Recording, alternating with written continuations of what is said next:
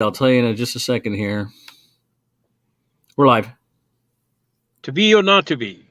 That is the question. Is it noble in the mind to throw out the arrows or throw out the slings, whatever it says, blah, blah, blah. Okay, so here we are on, off night. And you know what? We don't need music. We don't need dancing. All this off night is basically a bunch of guys talking. And you know who MCs that wonderfully is your MC, your host, Mr. Mark Sweetman. Thank you. Thank you very much, Andy. Andy Jensen, my co-host or sidekick or announcer, or he's actually our, really, at this point, I know Sam's done some acting and Jason's done some acting, but you have done some actual street performance for our show in the past. Yes. More than Ed McMahon ever did for Johnny. All right. I've been on the streets for you guys. I've gone down to the pavement. Yeah. I've gone and talked to the people. Yeah.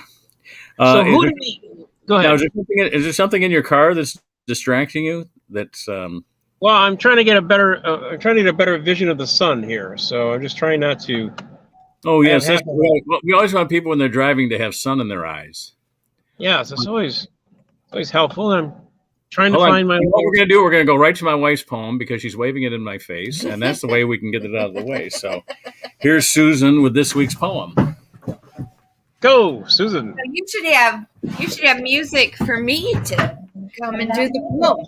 It's the poem. It's the poem. It's the poem. It's the poem. It's the Oh, look at my gray hair. Uh-oh. If you think it's just prose, just add some rhyming words. It's a poem. It's a poem. Okay, here we go. This is great. August 15th. The Off Night Monday show has begun. Now listen up. Let's have some fun. There's lots of current events this week. Let's start with Trump's docs. The FBI seek. 2 former cops reject a plea in the George Floyd death case. Mercy me. Philippines Russian helicopter. Oh. China's bad banks. Financial. Accounts are being frozen and it's not looking good. Small banks are in trouble in the Chinese neighborhood. It's been a year since the Taliban seized Kabul. Girls cannot even go to high school. Salman Rushdie was attacked giving a lecture in New York. The Ukraine war impacts hog farmers. What the pork? Sadly, the walrus Freya had to be put down. Her Norway celebrity is over. And that makes me frown. That's your poem for the week. It was going in and out, so I don't know if it all got captured. Oh, well, that happens. I'm sorry about that, but all right. So let's bring Andrew back on here. Hello. Did we catch all of that? We're having We did. We are having some connectivity problems. So because of that, let's get Sam and Jason back in here. Ladies and gentlemen, now I believe this month was 2 years ago that he started doing our show. So now let's start celebrating his 3rd year, 2nd anniversary, starting his 3rd year on the off night. Here he is, Sam Greenfield. Wow. Oh, wait a minute. I did the wrong thing. I hit the wrong. Oh, shoot. Hold on. Oh, here we go. Got it. And now I got to turn on his mic. Oh, no, there he is. Sam Greenfield is with us now. Hi, everybody. You know, Hey, I was Sam. listening to Susan's poem about the Taliban are forbidding girls to go to high school. To which Yes, they the are. high school girls in Atlanta, Georgia said yes, so. There we go. By the way, you know, Pelosi goes to Taiwan. Yeah. And everybody's saying, oh, China's really upset. You know, Nancy Pelosi is so great. She was like, how do you feel about that? She did everything but this. Yeah, exactly. Exactly. Yeah, And you so can't keep your banks open. I'm not scared of you. Exactly. Exactly. Oh, China's in deep shit. That's all there is to it, you know. I mean, here's what they did. They tried to beat us in manufacturing, and you know that's going to inflate. There's going to be so much inflation in China. I mean, they just can't help it. They tried to beat everybody else. They tried to control their currency, and instead of letting the market control it, they're screwed, essentially. Except they do have a lot of our money now. But what good is that money? It's our money. Ha! Hey, well, here's the thing. Do you remember The Sopranos? Wait, when there was Tony Soprano. Hold on, Andy. That was my ha to get Jason in here. That was supposed to be the big break in the subject line. Yeah, where's Jason? He's coming. I control the button. This is the only time I'll be able to say anything when Jason gets on. Oh yeah. Excuse me. I had enough time to go and blow Rod McEwen while the poem was being. Ladies and gentlemen, Rod McEwen is a Canadian. Were you blowing Rod McEwen or Marshall McLuhan? It doesn't make a difference, really. Yeah. I mean, the message matters. The medium is whatever it is I just spit out. So. All right. Back to Jason's with us now. Okay, and back to Andy. What I was saying is that the situation with China is similar to the situation with Sopranos, when Tony owed money to the Jewish guy, and the Jewish guy says, "You don't ever want to owe money to the mob," because they'll come in and they'll kill you as opposed to paying you. Okay, so cheaper way to settle it. Right. That's right. You know what Susan didn't have in the poem that I'd like to talk about, and that is how quickly now do we think Trump will throw Giuliani under the bus? Oh, he's done it 3 times already. Say it. As fast as you can say it. This wouldn't be a new occurrence. Oh, I know, but it's. But Giuliani's got his own problems. Giuliani is now a target, not a witness, a target in Georgia. Yeah. Oh yeah. You know, for trying to throw that election. So you know he's got his own problems apart and aside from Trump. But my favorite, the two things that have killed me this week. One of which, it's Rand Paul saying, "Well, we should repeal the Espionage Act." The one we've had since 1917, the 2000, the 105 and the other one, and this kills me. This kills me. Warnock is 2 points ahead of Herschel Walker. that stuns me. Okay, no, wait a minute. Before we go any further, can I quickly add on that point that there are voters in that state that elected Marjorie Taylor Greene. So. There are some but that's votes. That's one district. That's one district. I know, but you think that's Northwest Georgia. Have you ever been to Northwest Georgia? You know I have. You know I've been to Northwest Georgia. Yeah, I know. Spelling is illegal. I saw a great meme today.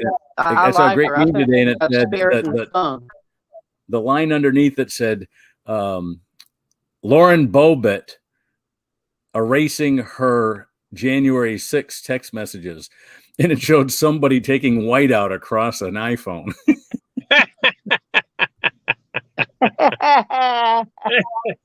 Well, no, but somebody said, "Well, I like Taylor Greene because she's got spirit and spunk." I said, "Yes, and that spunk is across her face." But you see, now wait a minute. Now here's what I saw. Now, is this true? Did she actually say we can't have solar power because then how would we have electricity at night? She has a point, actually. Yes, she did say that. Okay. The only thing it does, it reaffirms my belief in the superiority of everybody north of the Mason-Dixon line. Yeah, that would be us. Yes. That would be the winners of the war. Walker can't put a sentence together without pulling a leg muscle. So, I mean, that amazes me. He's only 2 points behind. Oh, by the way, big story. The Republican National Committee has cut the budget, slashed it for every Senate race, a GOP Senate race. Why? They haven't been. I don't know.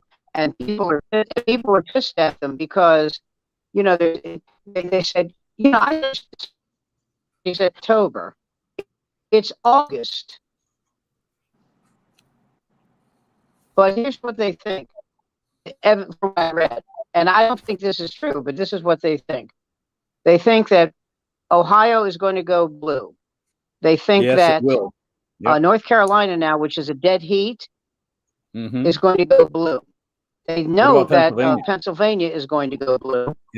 Pennsylvania. And they think that, you know, I don't know why they think this, but they think that Georgia is going to go blue. So that's, if you don't count Georgia, because Georgia is already a Democratic state, that's Ohio, which was Republican, Pennsylvania, which was Republican, North Carolina, which was Republican.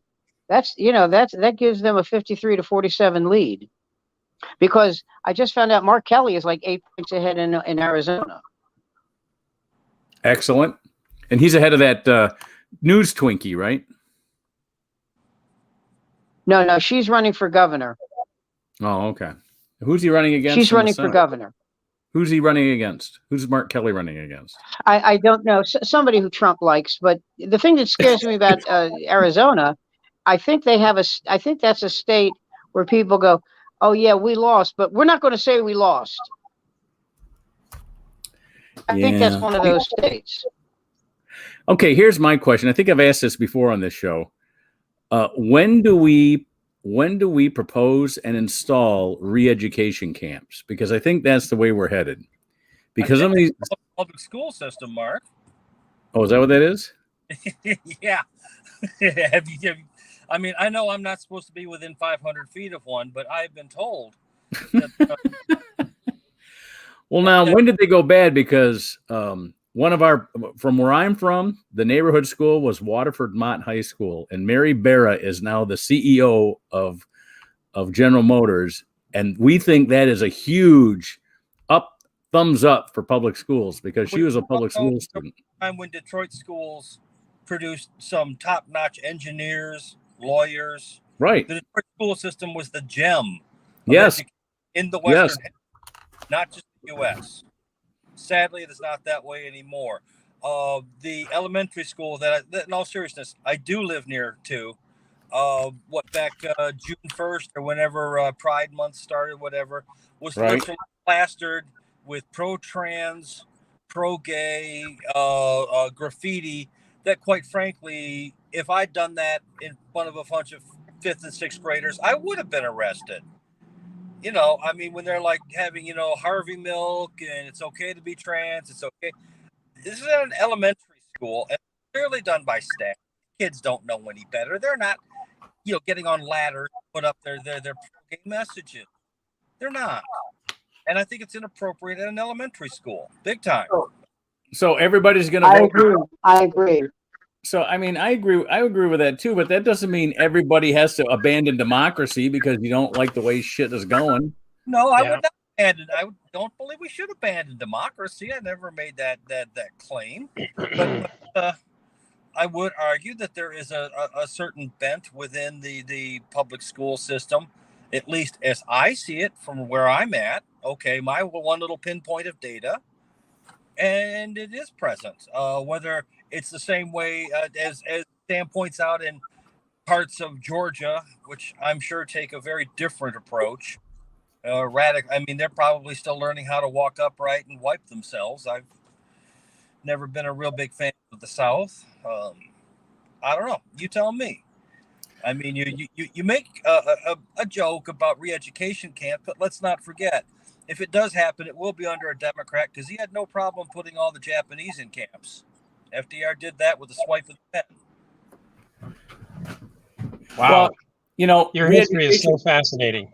Now I got to ask you, has the right ever had re-education camps?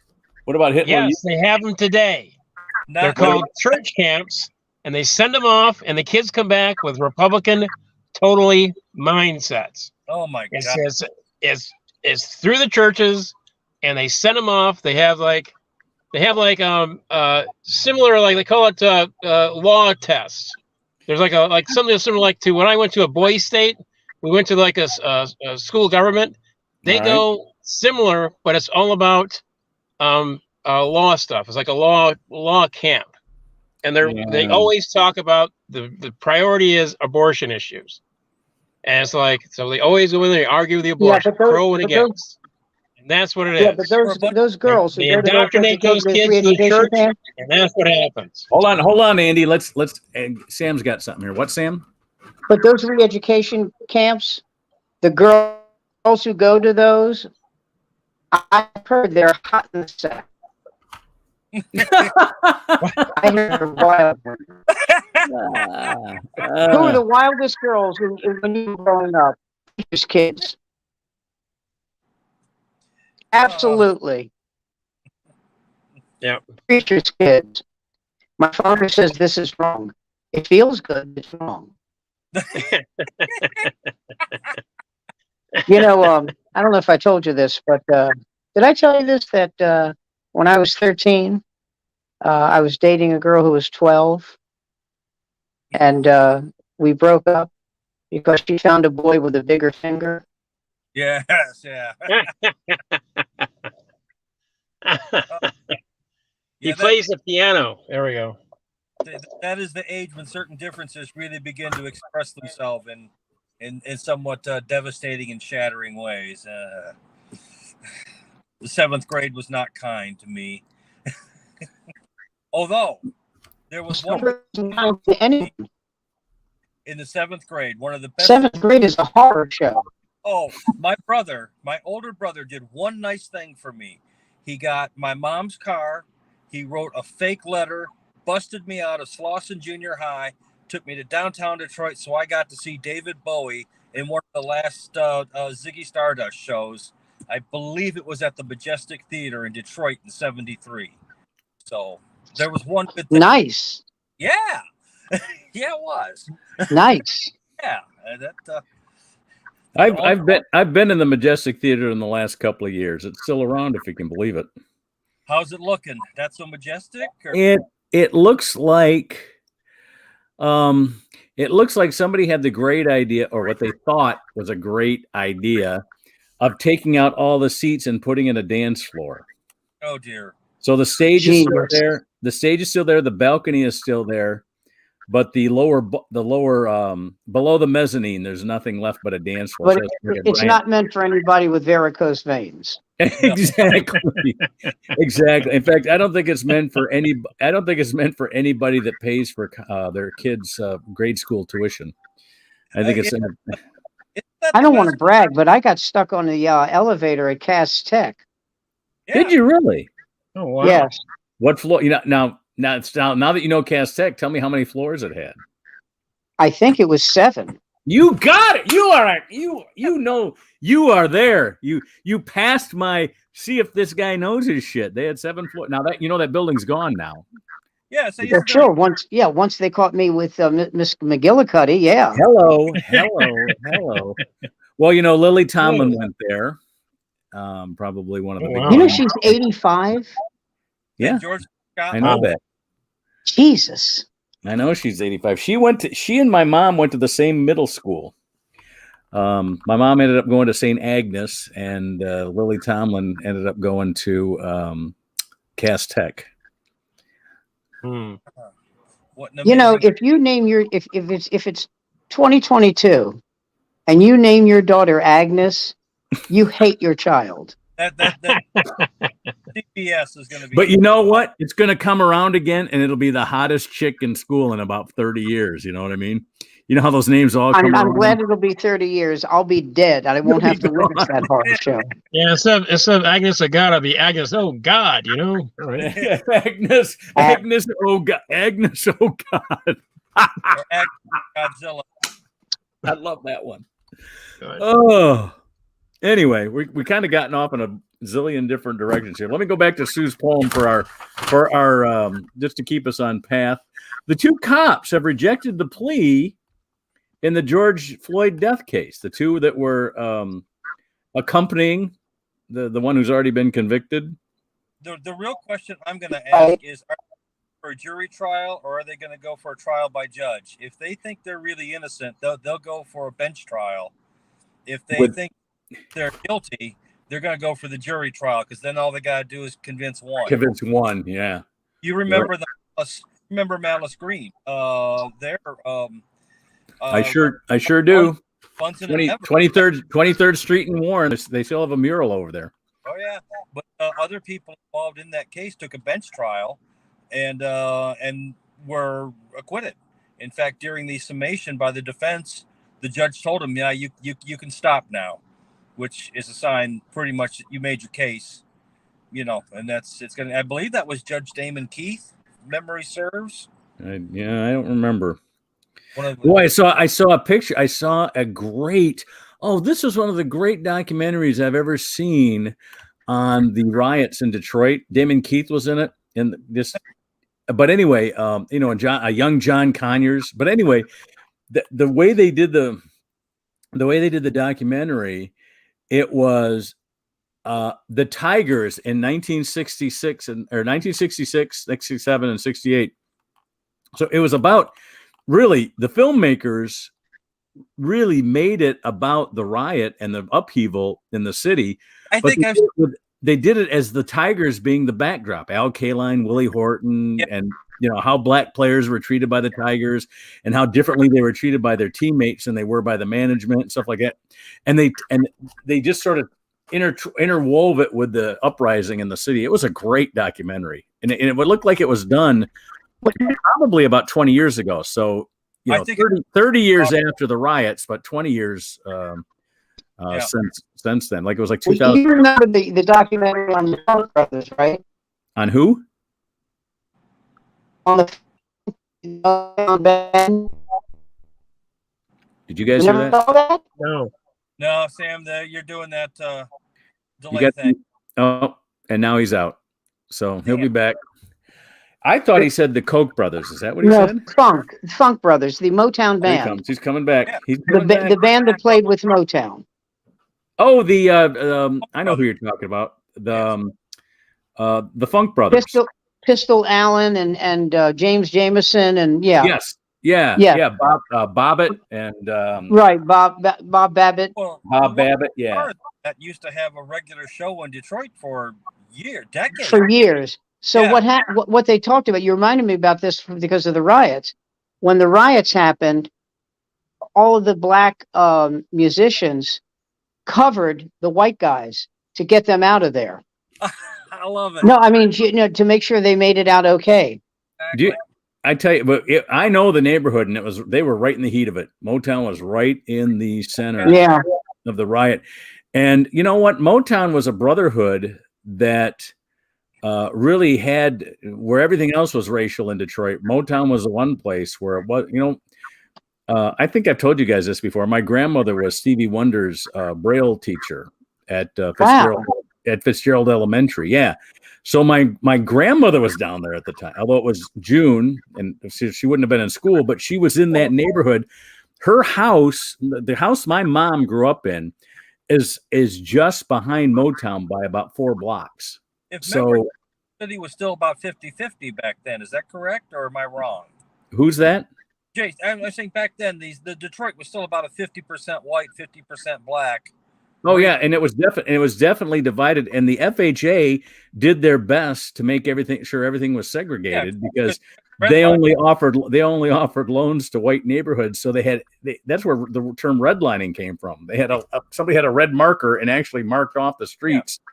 We still have that wall over by Wyoming, between 7 and 8 Mile, that was built specifically so that the FHA would grant loans for people in certain neighborhoods. I know which side I know which one you're talking about. The Berwick Wall. Yeah, that wall is still there. In fact, they talked about ripping it down because they thought it hurt so many black people, and the black people in the neighborhood said, "That's our history. Keep it right there." Yeah. But I drove past. I was in Detroit 3 times last week, and of course, I'm driving fast with all the doors locked. But I was there on like a bright, sunshiny, August day, and I was just amazed at how pretty the damn place is. and I wasn't just driving to the casino. I had to take some people down into one of the hoods, and we would go through an area that you could tell used to be auto money. I mean, big houses, big yards. Not like Henry Ford lived there, but definitely somebody lived here. I mean, well, one of those neighborhoods Henry Ford lived in up there in Boston, Edison. The same street that Barry Gordy lived on was 20 years earlier Henry Ford had lived on. It would slam right up next to a couple of these neighborhoods that looked like you were trying to restage Beirut in '83. I mean, you know what I'm talking about, though, Mark. I know exactly what you're talking about. I mean, now, how old are you? How old are you, Jason? 61. Oh, okay. So we're the same age. So, you probably remember a lot of that stuff from back then. I do. I dropped someone off in Grosse Pointe whose house is so close to Detroit that literally house and front yard are in Grosse Pointe. His backyard is in Detroit. Yeah, I believe it. And I tell you what, that Jefferson Chalmers neighborhood. Yeah. When I win the lottery, I'm putting all my money in that neighborhood because that is so cheap. And when you realize what is in that neighborhood, all it takes is somebody buying. If somebody could buy up all that property, which $1 billion would probably allow me to do, but I would because that property along Jefferson Chalmers there is so underpriced, it's unbelievable. Well, some of the neighborhoods I was in last week, it's like, don't tell anyone about this because you'll have every gentrifier this side of the Mississippi moving in. Because it's like, this is amazing down here. And again, then you'd go a few more blocks away and be like, well, this still needs some help. Well, Sam, you're in New York. I mean, we can look at some of the movies that were made in New York in the early 70s. Panic in Needle Park comes to mind. The 7-Ups, maybe the French. Well, Needle Park now is like this beautiful park. Exactly. That's what I'm. Yeah, I hear. They have a dog run. Yeah. It's the only one of the few parks in New York City when you're walking down the street and a bum says, "You got any change?" You can go fuck yourself, and nothing happens to you. You have any money? Yeah, and I got a job too, bitch. How about that? I was in not for terribly long. I was in the big garden, the big park there, back in 1990 for about 20 Central minutes. Park? Central Park, thank you. And I'm told it's a very different place than what it was when I strolled through. I mean, now it's beautiful. It's great. I mean, that's where I saw Simon and Garfunkel. Yeah. 450,000 people. And when the concert ended, somebody said, "What was it like trying to leave?" I said, "I felt like I was trying to get out of Saigon." Who got because that? I said, "Well, wait, I got lost. I got lost." And I've been in Central Park. You know who I ran into while I was in Central Park that night? A. Whitney Brown. Oh, how long ago was this? 25 years ago. Oh, okay. I thought maybe we had an A. Whitney Brown Something sighting. like that. An A. Whitney Brown. We should add that as a feature. Like A. Whitney Brown would be the best Brown sighting. An A. Whitney Brown sighting. And then once we get him to appear on the off night, then we can cross them up and then go on to the next one that we haven't seen in years. Whatever happened to. I'm going to tell you this out of love and respect. You will die of boredom if you have him on. Oh, I know, but just to find out how he's doing, Well, then make it like this. Hey, listen, thanks for stopping by. Click. Well, last I heard of A. Whitney Brown, he married a somewhat, successful enough to be making a living at it, but not successful enough that all of us know her name. But she's like a country and folk music star out of Austin, Texas, and he lives in Austin. Yes, that's who he married. And he sort of took a back seat to her career and is completely content with it. I relate to him in this regard because I believe he's living off the sweat of his frau. Oh, ow. That's awful. like that one. Oh my God. Uh, That's Oh, horrible. By the way, you know that writer Andy Borowitz, the guy who writes the New Yorker, the humorist. Who heard it? Who heard that? You know Andy Borowitz, the guy who writes the New Yorker. Oh, from the New Yorker. Yeah. Yeah. Okay. Yeah. So he writes today. He says Tucker Carlson is in a rage.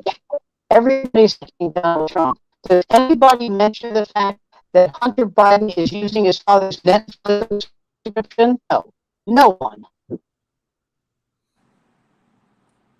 I didn't get that. I didn't get it. I'm sorry. Just were I'll try it again. I'll try it again. Sammy went into Everybody robot is talk there. Here we go. Everybody is attacking poor Donald Trump, but does anybody say a word about Hunter Biden using his father's Netflix subscription? No. Who said that? That was Borowitz. Andy Borowitz. Oh, that's great. That is great. Oh man. Because here's the thing: if you talk to one of these people who's like Hunter Biden obsessed, Yes. and the truth of the matter is, go ahead. I just wondered, how do you? I just, the people I feel sorry for, and only because I'm a human being, I don't really feel sorry for them for any other reason other than my humanity, is these people that have had to go to lock her up, Hillary Clinton haters, into Hunter Biden haters. I mean, how do you transfer that hate? I mean, how do you do that? It's got to be difficult. They did a cartoon here in New York that showed Hillary Clinton with a glass of champagne, and she goes, that's funny. I was never indicted. Yeah. Yeah. And I reminded my kids of this, that, it wasn't too long ago that Hillary Clinton had to sit in front of the Senate 11 hours. 11 hours and never once took the fifth. That's right. Never gonna happen. And Trump does it over 400 times. So 440. Well, when you take the fifth, you have to assert. Well, yeah, you can't stop and go back. Oh, by the way, it's perfect that it's the four of us, okay? Because I'm going to tell you something I saw today, and it took me 5 minutes to get this. So I'm praying that you get it faster than me.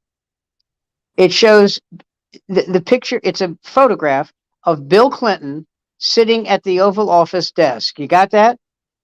Yes. And it says, what many people who are too young to know about this man don't realize is there are actually two people in this picture. You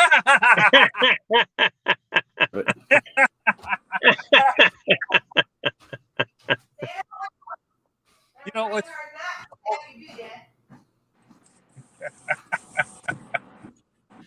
Oh, I would trade back to Bill Clinton in such a, and I genuinely don't like him. He's just, a glad-handing, greasy Southerner. But when you think about it, not at war, running surpluses, country humming along. Here you go, Jason. Here's the way I like to put it. He's a glad-handing, greasy scumbag, but he's our glad-handing, greasy scumbag.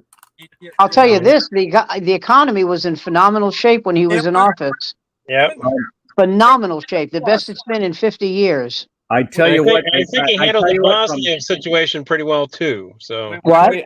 I tell you what, the reason I was able to do comedy all those years and have money for my kids for college and have a house and have a retirement is 1992 to 2000. Well, yeah. And I give Clinton all the credit for that. As I say, I would trade back to it in a heartbeat.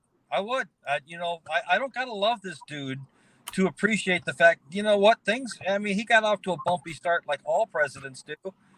But after that, things kind of ran pretty smooth. The only thing they did that I didn't like was Hillary's super predator line and his 3 strikes law.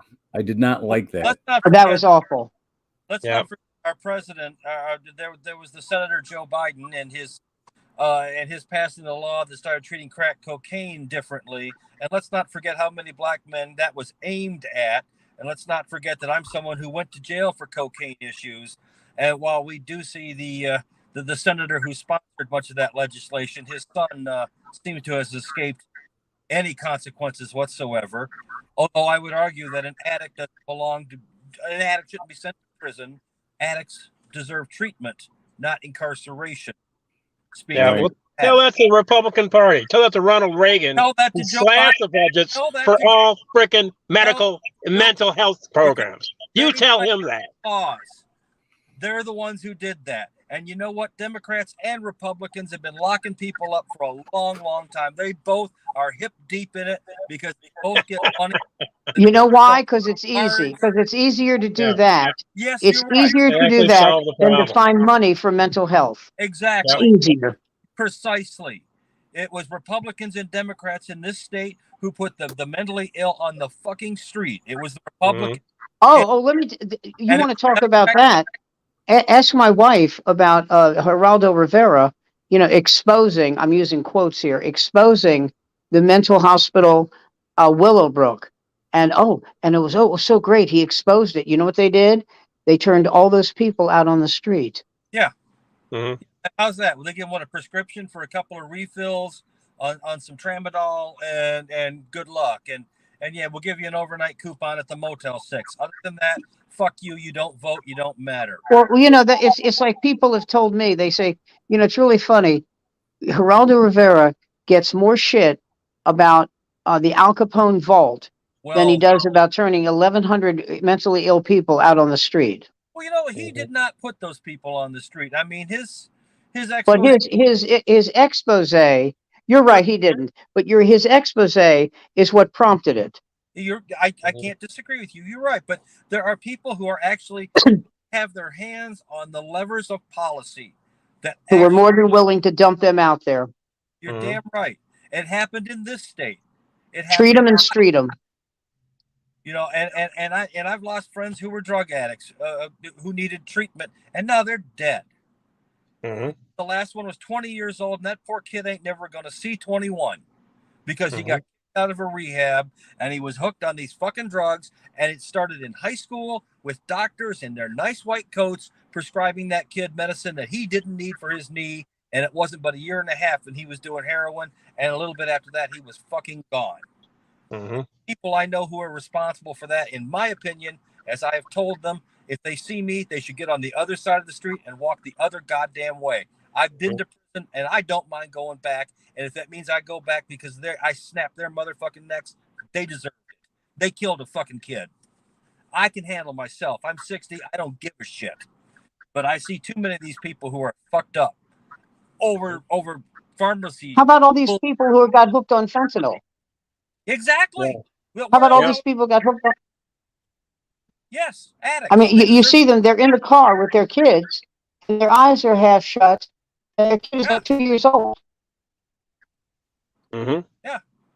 It's one of the reasons why I don't go real hard on this whole Hunter Biden thing, except for the hypocrisy of the whole damn thing. We had no problem when it was politically expedient to shit on a bunch of people and to shit on a certain populace because it's easy to do. But boy, when it's your kid, it's different. That's... See, what I think is interesting is that I agree with you about Hunter Biden. And I was wondering, I actually said this to myself. I said, why is it that most people I know will say, hey, look, what Hunter Biden did is he has trouble. So you treat it. You is what you do. You treat it. But when it comes to Donald Trump Jr., we laugh at him because he's like Mr. Law and Order. That's why. It's not that, it's Donald. He comes on stage, he grinds his teeth so goddamn much, he's got a gum line that's like 1/8 of an inch wide. I've seen. Go ahead. No, I mean, let's not forget that Laura Bush, and if I'm not mistaken, this was a drunk driving accident. Laura Bush, before she married her husband, killed one of her friends. She killed somebody. Yes. I mean, these. Yeah. Well, I'll tell you something that pisses me off. Anne Heche, 53 years old. Yeah. Okay, leave my Oh, We're all disappearing. Why? Why is it just you and me again? I don't know. Listen, Okay, we're all back. We're all back now. Andy, I'll be meeting you in the park around midnight tonight. because Are you allowed to do that, Jason? she is.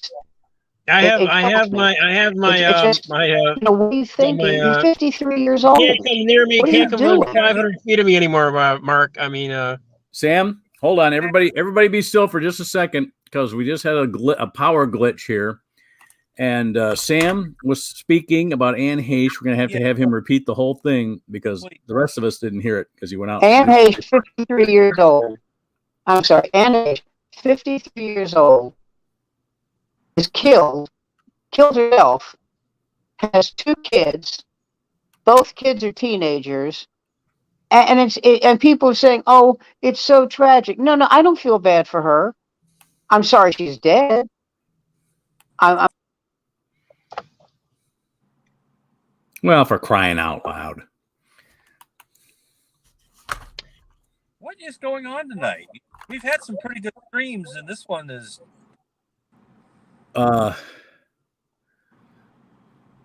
she's Sam's money. Sam, Connection when you got that she could have gotten help. Sam, when you got close to your microphone, it seemed like it worked better. Instead of being far away, can you get closer to your thing? There you go. Yeah, there we go. That sounds much better. So you sound like a person when you're close to the mic. I love it when I'm close to my thing. Is that what Andy said? Yes. Yeah. I know. We might remove your hand from your pants and tell us what you want to say, okay? I think that ship has sailed, my friend.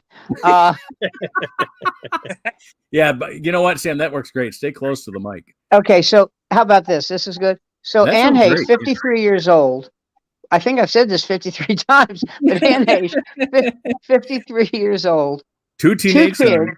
both teenagers. Right. She gets killed in a drunk driving accident of her own doing, and cocaine. Now, Right. I'm sorry she's dead. I really am, but I have no sympathy, none. This wasn't like she was driving. This wasn't like she, Sam Kinison got killed by another guy. Right. Yeah. Okay, that's not like that. I'm sorry. Or Princess Diana that got in the wrong car, with the wrong Right. driver. Well, that Queen Elizabeth is a vengeful bitch, so you have to be careful. This is a fun. When Princess Diana was getting married, the Queen, I don't know if this is true, but the Queen was talking to the royal photographer, and she said, this is interesting because I have a brother-in-law who's a photographer, and the photographer said, well, that is interesting because I have a brother-in-law who's a queen. I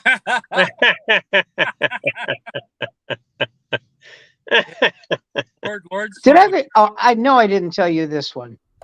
Princess Margaret, and I'm sorry, that's not it.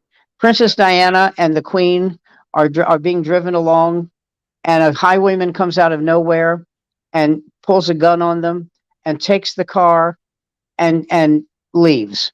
So they're walking back to Buckingham Palace, and the Queen says to Diana, I noticed you still have most of your jewelry. And she says, well, yes, Your Majesty. You see, I hid them in my privates. And she said, Your Majesty, I noticed you still have your crown and scepter. And she goes, yes, well, I'm older than you. I've had more children. I hid them in my privates. And then the Queen paused for a moment and said, it's a pity Margaret wasn't with us. We could have saved the rolls.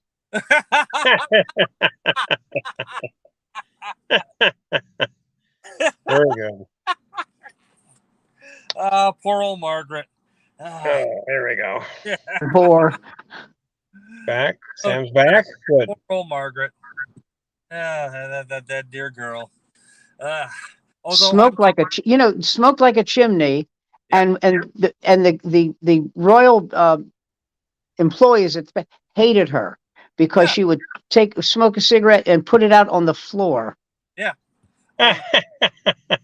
Find about these people. They think you think there would be, but what's it? Their grandmother, what's it? George V's wife was a renowned kleptomaniac. She'd go to people's houses with her big purse. She saw tchotchkes, and this could be like, gold, diamond, whatever, some little Russian bauble. She just put it in the purse. You gotta get it back. Good luck. That doll, that Russian doll. You take it, and Yeah. there's another one in a. So I saw this in the New Yorker. It shows that doll at a movie theater box office, and the ticket guy goes, "One, really? One ticket, really? Okay. Really? One?" God. Oh man. Yeah, that's That's good. New Yorker has some great cartoons. Well, the guy, the guy who is the publisher, the editor, Yeah. David Remnick, he picks them all. I He picks them all. I was listening to Alistair Cook do a Letters to America, and like I knew everybody, and he was alive for 10 million years, and he was talking about being at the Algonquin with wow. the author of the Addams Family cartoons, Charles Adams. Charles Adams, yeah. And I forget exactly what the story is about, but I thought, there will never be another time when you have people like this gathered in Robert Benchley. Yeah. What's her name? Dorothy Parker. Dorothy Parker has one of the great quotes of all time. She's at the Algonquin Club, and a waiter walks up to her and says, "Miss Parker, President Coolidge has died." Well, how can you tell? How can you tell? Well, how can you tell? All right, yeah. And she was bizarre because the great love of her life was, now I can't remember his name. God damn it. I've completely forgotten his name. He was a great writer. Not Dashiell Hammett. Yes, Dashiell Hammett. Okay, all right. Yes, yes. Dashiell Hammett. Yeah. And he was brought before, he's brought before McCarthy and Roy Cohn. HUAC, yeah. And they did a little bit of this in the movie Citizen Cone, but the real story is that Dashiell Hammett feared no man. Yeah. Okay. And he didn't care if he went to jail. He said, "I've lived in worse places. It's okay." And he came in, and the first words out of his mouth are, looking at Roy Cohn and McCarthy, goes, "Well, look, Tweedledee and Tweedledummer." And Roy Cohn said, "I'd be careful if I were you." And he said, "Do you ever say that to your dates?" I mean, he just picked up the Louisville Slugger and just, let me take a few cuts here. And his response was, "You shouldn't do that." He goes, What are they going to do? Not like me? James Wood in that role where he portrays Roy was great. He did an amazing job. And it did help illustrate just what a reprehensible human being Roy Cohn was. I still remember him trying, like in the 70s, he would still be in People magazine now and then. And it's just like, my favorite, see, the thing about New York, and I think this is, it's kind of true of LA, because for a long time, it isn't true now, but for a long time, a lot of people in LA looked the other way about Mel Gibson. Yeah, well. And that's a town that, and it reminds me of the Larry Sanders Show. Yes. They had one of the writers, not the actual writers, but one of the writers wrote a joke that was very homophobic. And Artie, the brilliant Rip Torn. Yes. He goes, "You stupid son of a bitch. Do you know who runs this town?" He goes, "Jews." He goes, "Gay Jews." You stupid son of a bitch. You know who runs this town? Gay Jews. Jews? Gay Jews. The thing about God. Seen it, you can't unsee it. Once you've heard the tapes, once you've seen a couple of his interviews, you can't put that toothpaste back in the tube. You can't. Roy Cohn, you mean? No, well, him or say Mel Gibson, any of these people. Once, Well, yeah, the thing about Gibson is he had an opportunity to get away with, not get away with, but to extricate himself from this right? mess because his father is a no bullshit Holocaust denier. Oh yeah, And they said to him, well, how do you feel about that? See, and my feeling always was, if Joseph Mengele's son can disown him, then everyone is fair game. right. Okay. If Mhm. you're if he said, I live in shame because of my father, then everyone else can join in. And Mel Right. Gibson said, and I'll never forget this because I saw it. He goes, a lot of people were killed during World War II. And yes, some of them were Jews. Oh, Oh wow. oh. Look, again, the people who are the Holocaust deniers, there's a special place in hell for them because I mean, it's a level of malice It's venal. It's just, yes, Yeah. by the murder. way, Yes, it's against the law to do that in Germany. yeah. Well, Germany You'll has. go to jail in Germany if you deny it. I wish that Japan had similar laws enacted over Unit 731 and some of the things that because the Japanese are still teach World War II is well there were some things and somebody had some boats and then the Americans attacked us with nuclear weapons. It's like Well, you're it always reminds me of that. This is an old joke, but the how does every Jewish holiday? What's the first prayer you hear at every Jewish holiday? They tried to kill us. We won. Let's eat.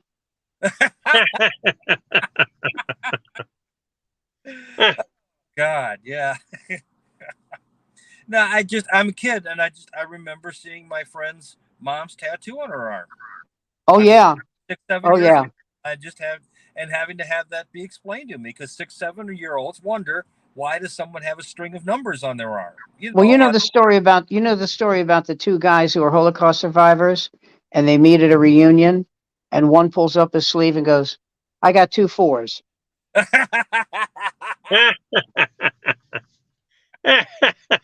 There's a joke you can't tell in the synagogue. I'm just saying. No, I don't plan on doing He was it. beaten severely. It's sort of like when black men get together and tell black jokes. It's good for them. I'll That's laugh, right. That's but right. I don't think I'm going to try and replicate. No, we'll just sit back, and, because Well, I told you this. The fraternity. I went to Howard, so my fraternity is wildly predominantly African American, and we're having a get together in D.C. in October. And one of the guys in the fraternity who pledged like before me, his name is, yes, this is really his name, Mel Schnapper.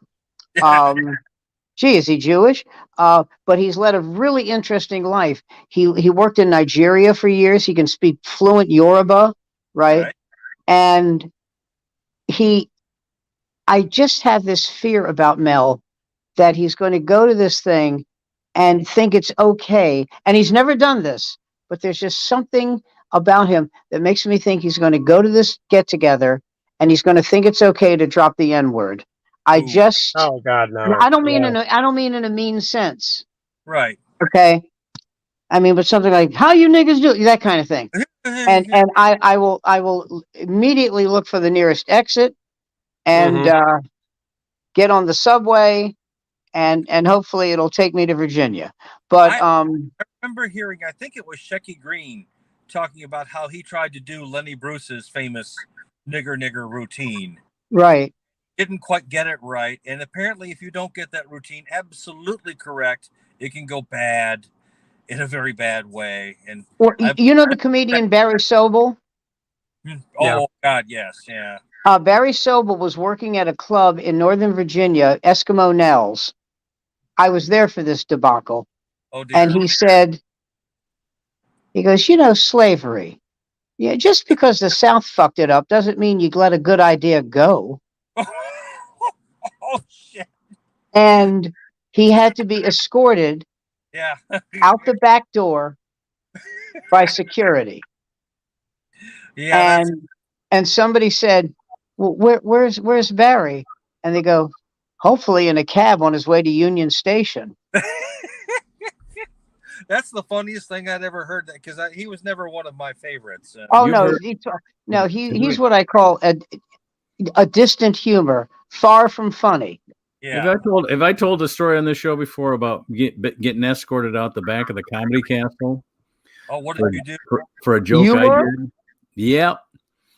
And it was the joke was about how we took our kids to a white church that we had grown up in, and we took them to a black church in the neighborhood where they grew up or where they were from. And the pastors met each other, and they decided that they would have a pastor exchange. So the black pastor came out and preached at our service, and the white pastor went down and preached at theirs. And they do a bunch of material about how it affected their preaching style, Right. what the congregation, stuff like that. But the joke that was offensive to the black people in the audience, and the reason I had to be escorted out of the back of the club, was I asked my black friend at the black church, I go, did anything change? And he said, yeah, the pastor is now looking at his watch more often. And the joke is about how long the black sermon can go for 2.5 hours.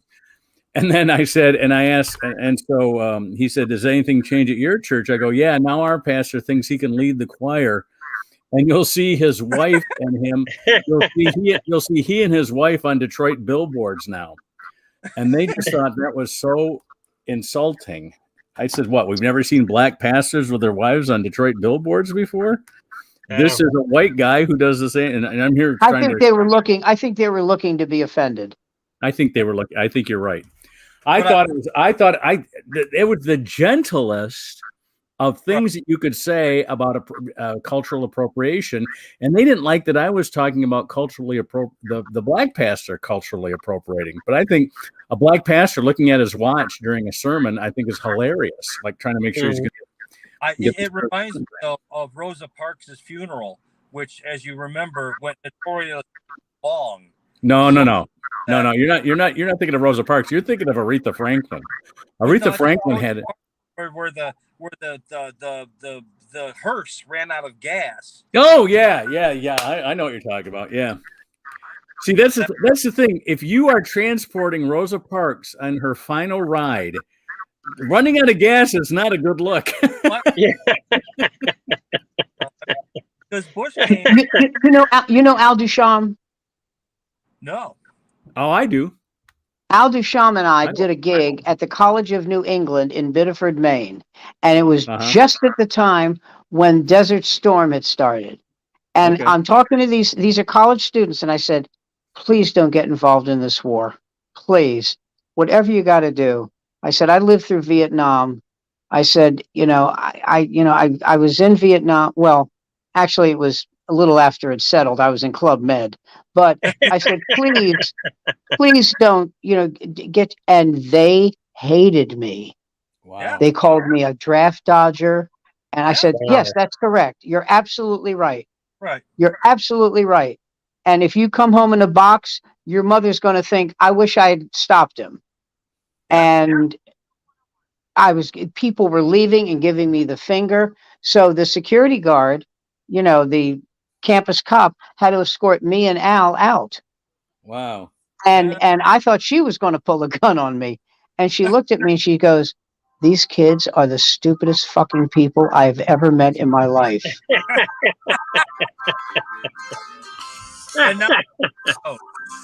I hear music, but there's no one there. I smell blossoms, but the trees are bare. No, they're long. I seem to walk on air. I wonder why. No, I found a karaoke version of this, so I don't have to get nailed by the people try to take you off of YouTube for using copyright bastards. But anyway, it is the tune that we end our show with, and of course, we're at that time when we all have to say goodnight. And now, I did want to tell you guys that we did get 6 viewers last week, but they weren't while we were live. So this does have everything. I'll remind people that it's always on YouTube until we record a new one. So go ahead and join us again next week. Yeah. And you guys, please, before we go, I want to acknowledge the death of John Lennon. Wait a minute, the walrus was John Lennon, or was that not John Lennon? The walrus in the poem? No, walrus was Walrus was Paul. I thought it was Paul. I thought the walrus was Paul. Oh, so he died. Oh, okay. But wasn't John Lennon supposed to be the walrus? No. I don't know. Was it in this No, contract? that was. But John, he's been dead for 42 years. Yes. Yes, but the walrus died, and I was trying to make the correlation that I thought John Lennon was the walrus. The 60s The were walrus 50s, named weren't they? John Lennon. It was a stretch, but most of my humor stretch was pretty bad anyway. So, all right, good night, folks. All right, good night. Thanks for joining us. Next week at 8 o'clock, quick programming note. Labor Day weekend will be on Tuesday instead of Monday because I got a busy weekend. Take care of yourself. Every Sunday night, we're at the, at least Jason and Andy and I are at the Ipsy Ale House where we do our Sunday night show. And I think I should do that show by Zoom. Yes, let's try to figure out. Except we're not going to have Joe. We're not going to have Joe the Animal do the tech on that because No. he's pretty low. Is he watching? No, I don't see him watching. Yeah, he's pretty low grade. Anyway, hey, did you notice we had 4 women on last night's show? Anyway, we'll talk about it next week. Anyway, see you guys Everybody next stay week. well. See you at 8 o'clock. You guys stick around. I'm going to talk to you after the broadcast then, all right? Okay, so we can badmouth people now.